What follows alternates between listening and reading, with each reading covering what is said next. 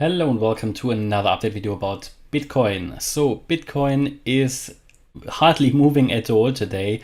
A really quiet day, but we still want to have a look at the chart. And what I want to start with, I did it before, but I was asked again just to give a projection for the next bull run. What would be, based on this Elliott Wave count and based on the Fibonacci extensions that you would normally expect in that next larger wave up, what would be the target for Bitcoin?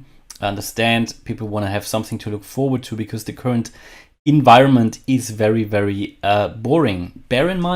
Always bear in mind, the current environment that is part of natural market cycles. The current phase is designed to bore you out of a market. We're currently in a wave 4.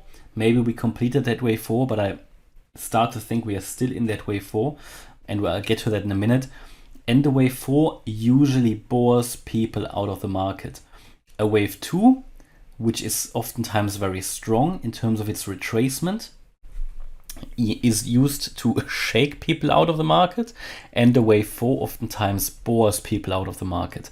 We had so many examples of a wave 4. We're going to take a look at that at the chart. It's a bit of a running gag on this channel because these wave 4s, based on the Elliott Wave count, they are so boring, honestly. But anyway, let's take a look at the projection target, right? So we assume here this was a wave 1, an impulsive move to the upside based on the Elliott Wave count. We are now still in a wave 2. A wave 2 is a corrective wave down. Here for Bitcoin, I would expect it can come down to 20k or maybe slightly below that. So I'll use that now currently here for the low. And then we can look at the Fibonacci extension levels for the next wave up. That would be a wave 3. Bear in mind, this wave 3 is not going to happen in one move. What we are going to see, similar to here in this wave 1, where we saw this impulsive move in 5 waves to the upside, we're going to see something like this again in a 1, 2, 3, 4, 5. That will then be a wave 3 because this here was a wave 1 all the way into April 21. We then came down in a wave 2, which I think we are still in. And the next wave up should be a wave 3. It's not guaranteed to be a wave 3. It could also just be another wave 1 up and a wave 2 down. You get these 1-2 setups, but bear in mind, the more 1-2 setups we have, the less likely it will be that we still see another 1-2 setup, and we already had 3. And this target for that wave 3 is just based on the fact that we are making a new all-time high, in a wave 3. Anything below that would of course not be a sustainable breakout, and we are going to look at that when it comes to that. But yeah, that would be the 1.618 Fibonacci extension level. That is the minimum target for such a wave 3. Can even go higher, for a wave 3 you have the 200% or even the 2.618 Fib extension as target. So anything really between 120k and 180k. The minimum though is the 120k level. So we can look forward to that, but that is not happening just in one move, just in one go. It will be up and down. It will be painful. There will always be wave 4s in that move up as well. And I already see the questions coming below this video. When is that going to happen? And I have to tell you, I can't tell you. Nobody is going to be able to tell you definitely when we are going to see the new all-time high. Pretty sure it will come. When it will come is just a pure guess. My view is we could still see new all-time highs this year. Absolutely, I think we could. Two reasons for that. One is that I think we are going to see a low fairly soon for Bitcoin. I don't think we have seen the low yet. I think we are going to see another low, a lower low. I don't think we have seen it yet. And after that, we should see a strong increase in a wave 3. And we have seen how quickly we can move to new all-time highs. It can happen within a few months. I'm not telling you it will happen this year, but we can definitely make a start. And if we really get into a wave 3, if the next wave will be a wave 3, it will be something we have never seen before. I can tell you that as well. It will be something we have never seen before. If this year is really that wave 1 and we are really in a wave 2, a wave 3, which normally is the most bullish one, will top them all. If you think this was massive, the wave 3 will be even more massive. This is usually what we can expect for a wave 3.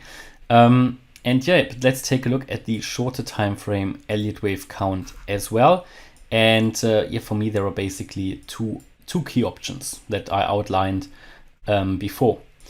Well, there are three options really, but I'm really looking for two at the moment. I'm really looking at two key options. One option is, and that is currently my primary expectation, but to be honest, it's only the primary expectation because we haven't invalidated it. It is that we moved up from the low here, from the 12th of May in a wave 3. Yeah, we moved up in a wave 4, completed this wave 4 here at the peak at $32,376. We came into this target area that is located between 32.2K and 34.3K. This is located between the 38.2% fib level and the 50% fib level. This is the ideal retracement area for a wave 4, and as you can see, we came into it. We didn't spend a lot of time in it though, saw a strong reaction and moved down. However, we have not since then seen a strong move to the downside. Let me just correct this, is wrong here. Okay. We have not yet seen a strong move to the downside. It is still up and down here. This is currently what I would expect, and because we have seen a peak here, I would expect that we have seen here a wave 1 to the downside, a wave 2 to the upside. We might now already be in this wave 3 to the downside. A wave 4 to the upside will be happening then, and a wave 5 to the downside. And here we should complete this overall correction, because what you're always looking for is a 5-wave move into the trend direction. In my opinion, the trend direction is still down. Therefore, we should be able to see here a 5-wave move down that might be unfolding at the moment. We can at the moment count it that way by applying here the Elliott Wave count. We can count this like that. However, I have to tell you as well, the longer this takes, the more unlikely it is that we are still in this, that we are really in an impulsive move to the downside. What is still very, very possible as well, it is sort of my alternative scenario and very likely as well, is that we haven't actually seen this wave Y peak, that we are going to see once more a move up here into this target area for a wave 4, that this wave 4 was never finished. And that is still very likely because we only very, very briefly came into this target area. That is one reason. And the other reason is that we haven't really seen that move down yet. We haven't really seen it. So if you are here now in a wave 3, really, you would expect finally that move down to happen.